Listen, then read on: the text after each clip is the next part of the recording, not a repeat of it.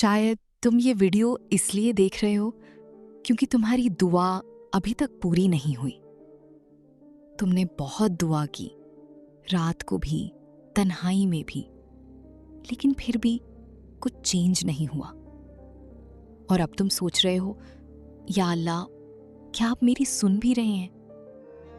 सच बताऊं, ये फीलिंग बहुत लोग फील करते हैं, लेकिन कोई बोलता नहीं। लेकिन एक बात याद रखना, अल्लाह कभी खामोश नहीं होता। वो बस सही वक्त का इंतजार कर रहा होता है। इसलिए मैंने एक छोटी सी हीलिंग गाइड बनाई है, व्हेन अल्लाह फील्स साइलेंट। इसमें वो दुआएं हैं जो दिल को सुकून देती हैं, वो बातें जो तुम्हें अल्लाह के करीब लाती हैं, और वो चीज़ें जो मैं खुद फॉलो करती हूँ। अगर तुम भी इसी फेज से गुजर रहे हो तो ये गाइड तुम्हारे लिए हो सकती है।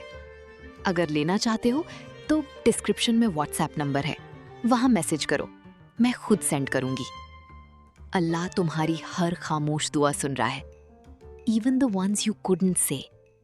व्हाइट।